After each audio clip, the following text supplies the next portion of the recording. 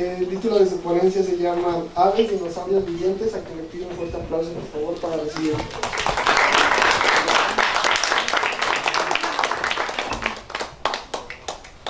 Bueno, pues ya sé que le han hecho mucha publicidad a esta plática. Pues bueno, tanto mi equipo de trabajo y yo les venimos a presentar este trabajo que se titula Aves y dinosaurios vivientes. Yo sé que más de uno de ustedes me está diciendo, este tipo está loco porque se supone que los dinosaurios se extinguieron hace mucho tiempo. Pero bueno, yo les quiero demostrar que esto no es así. Es más, mucha gente desde hace mucho tiempo se había dado cuenta de esto. La que sigue, por favor. Bueno, en el caso de Edward Coe, él observó que el tobillo de este dinosaurio se asemejaba mucho al de un avestruz. Viendo estas observaciones, este señor, que se llama Thomas Huxley y fue gran amigo de Darwin, en 1868 se atrevió a sugerir que las aves tenían su origen en los dinosaurios. Lamentablemente esta idea lo único que hizo fue herir sensibilidades de científicos de la época y su idea quedó en el olvido. Bueno, no fue hasta casi un siglo después cuando este paleontólogo, estudiando el esqueleto de este dinosaurio, se dio cuenta que guardaba muchas similitudes con las aves tanto extintas, como en este caso del dinornis, como actuales, como la avestruz. Pero antes de continuar, ¿qué es un dinosaurio? Bueno, la palabra dinosaurio viene del griego, que es deinos, que significa terrible, y sauros, que es lagarto. Ya juntos podemos ver qué significa lagarto terrible. Pero esta definición no nos dice mucho acerca de lo que es un dinosaurio. Una definición más sencilla, pero muy eficaz para reconocer a un dinosaurio es esta. Es un grupo de reptiles cuyas extremidades se sitúan directamente debajo del cuerpo, que a diferencia de otros reptiles que se sitúan a los lados. Pero bueno, les acabo de decir que los dinosaurios son reptiles. Entonces, si los dinosaurios son reptiles, las aves lo son también. Es algo que yo espero demostrarles con esta pequeña plática. Empecemos. Bueno, empecemos con evidencias muy notorias. Todos hemos visto que una ave le da de comer a sus polluelos en sus nidos. Pero ¿qué creen? Este tipo de cuidados parentales también se presenta en los reptiles. Aquí podemos ver a una serpiente cuidando sus huevos. Y aquí podemos ver a una mamá cocodrilo paseando a sus crías sobre de sí. Pero ¿cómo sabemos que estos cuidados maternales no son producto del destino y que son algo que es derivado y compartido? Pues bueno, para esto les tengo que explicar algunos conceptos que son importantes. La que sigue, por favor. Lo que es la convergencia evolutiva, que es cuando dos grupos de organismos desarrollan una conducta o una estructura para desarrollar una función específica y de manera separada, como es el caso de los cefalópodos y de los vertebrados.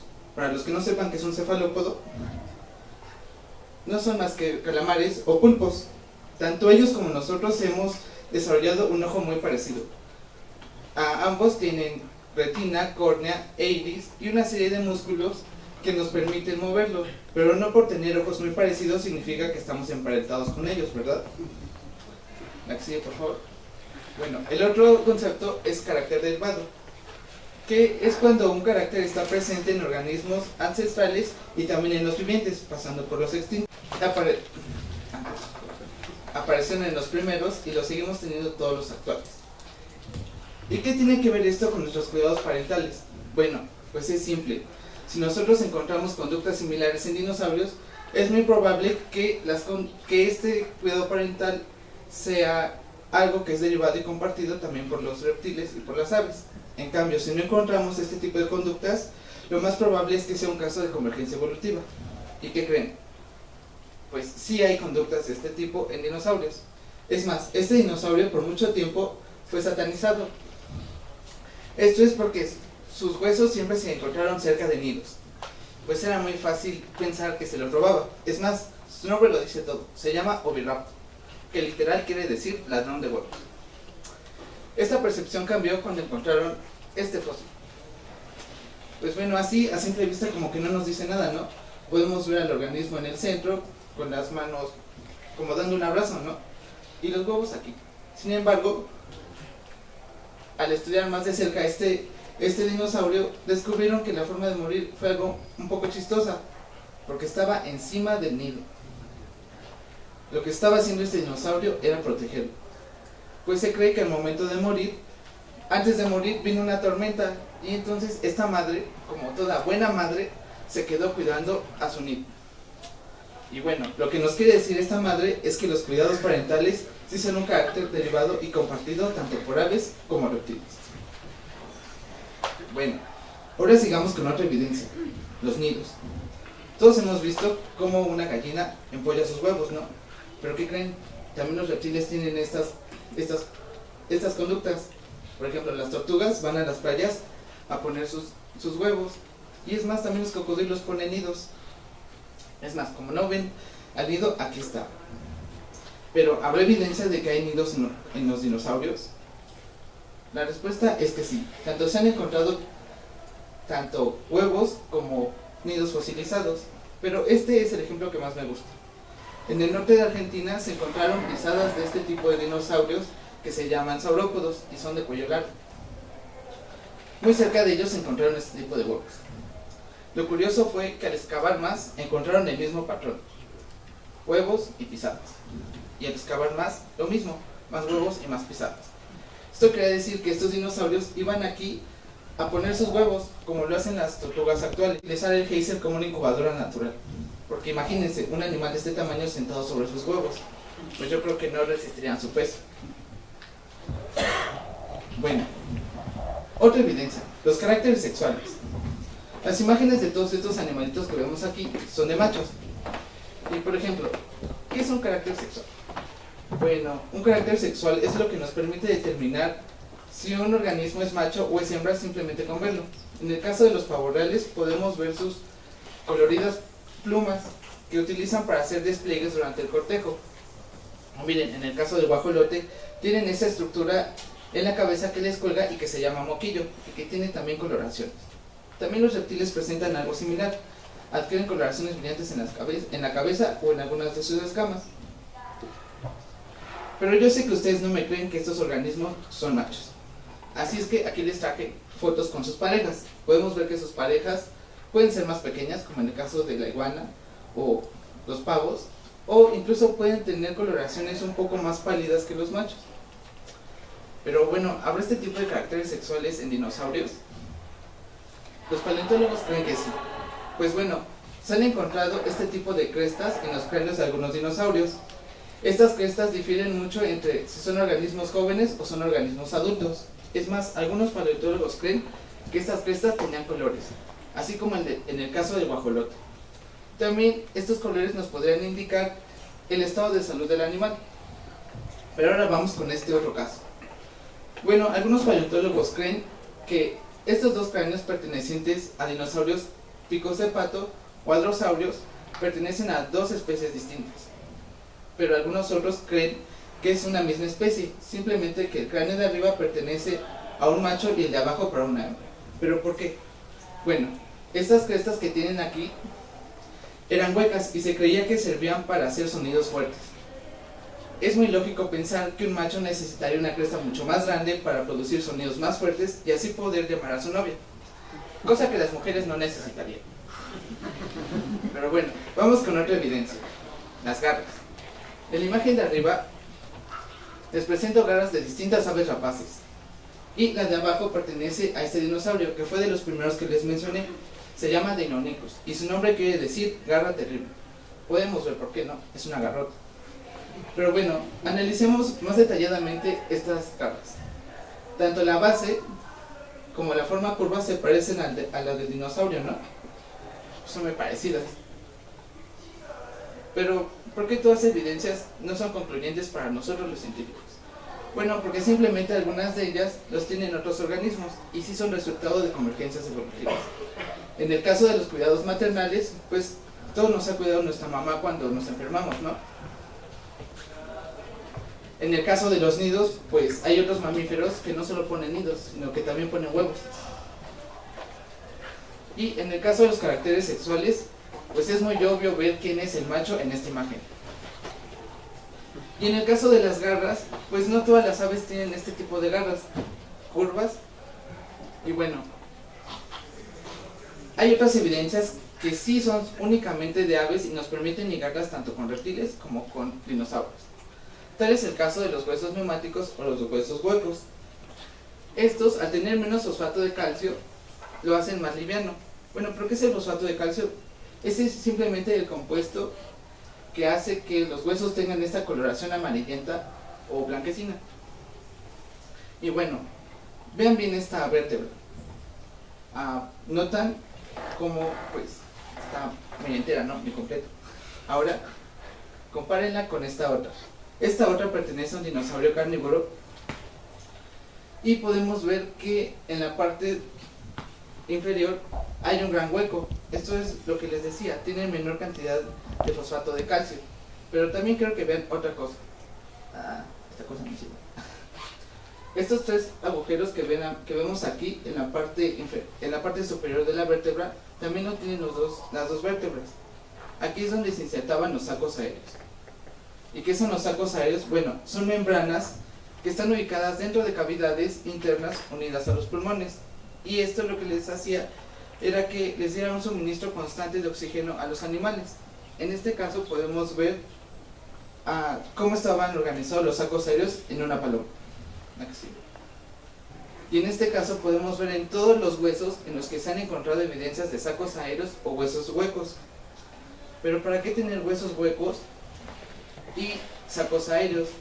Bueno, este tipo de evidencias también se han encontrado en otros dinosaurios, como por ejemplo los Piriolaros. ¿Pero para qué?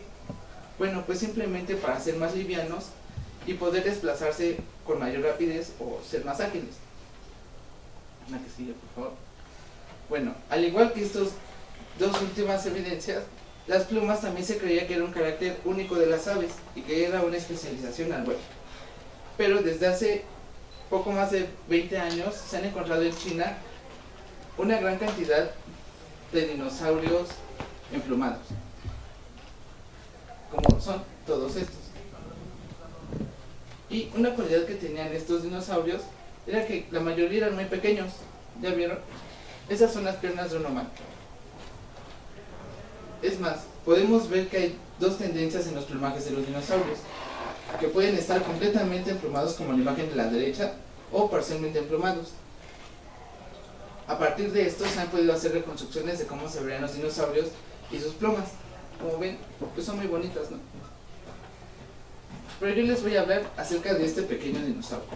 Se llama Microraptor Guy y su nombre quiere decir ladrón chiquito. Bueno, ¿qué encontraron en él? Encontraron que las plumas de sus brazos se parecían mucho a las de las aves actuales. Es decir, que eran asimétricas. ¿Pero qué es que sean asimétricas? Bueno, que simplemente ofrecen menos resistencia a las corrientes del viento cuando el ave está volando. Además que les mantiene un impulso constante al volar. Pero como sé que no me creen, aquí les traigo una pluma de un ave rapaz, de un halcón.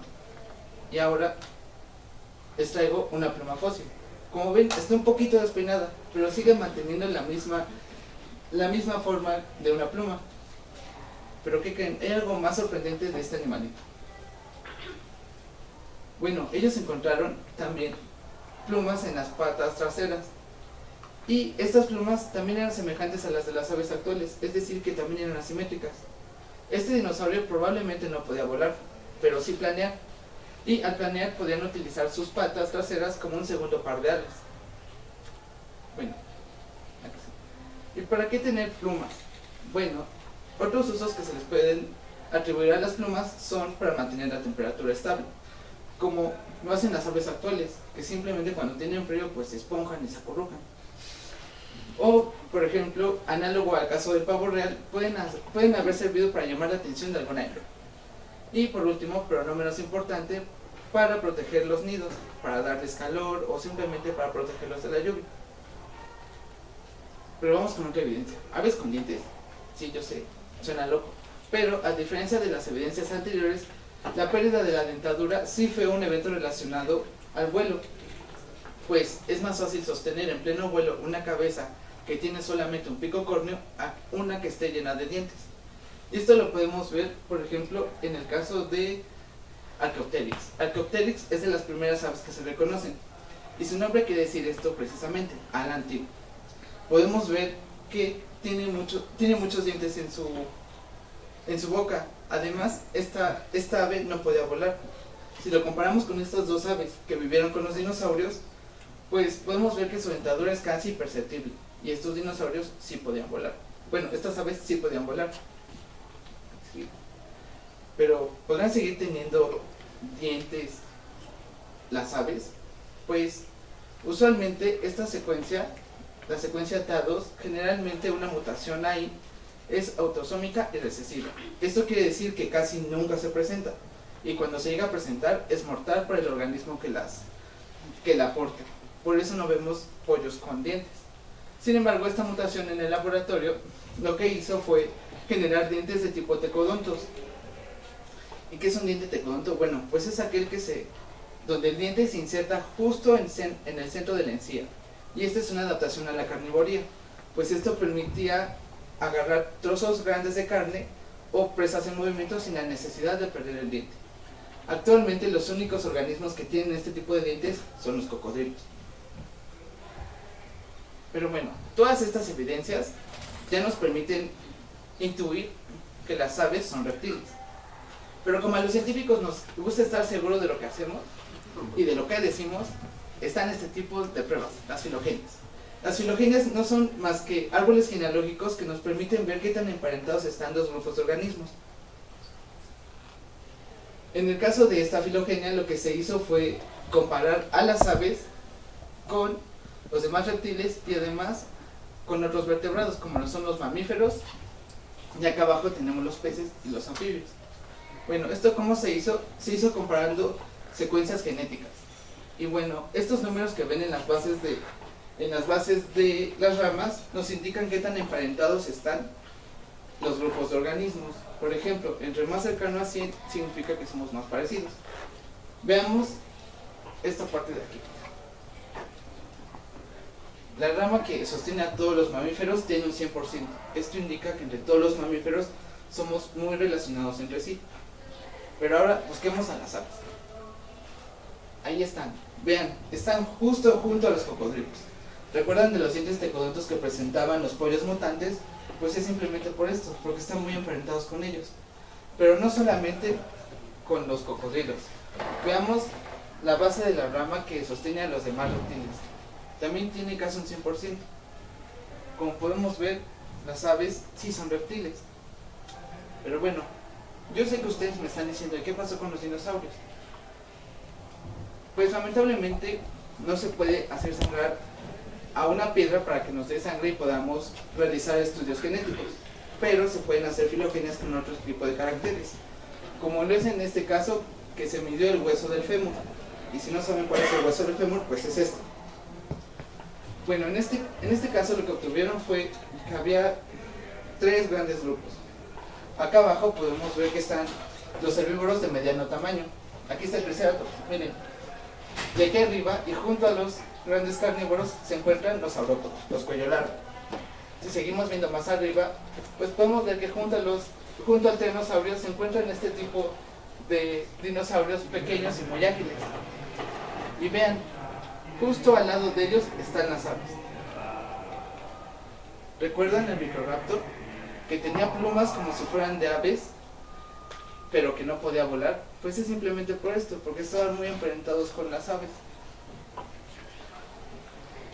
Entonces, podemos decir que las aves sí son dinosaurios. Y que esta imagen tiene mucha razón. Porque actualmente los parientes vivos más cercanos de los dinosaurios, pues son las aves. Bueno, esto es todo por mi parte y espero que la charla haya sido de su agrado.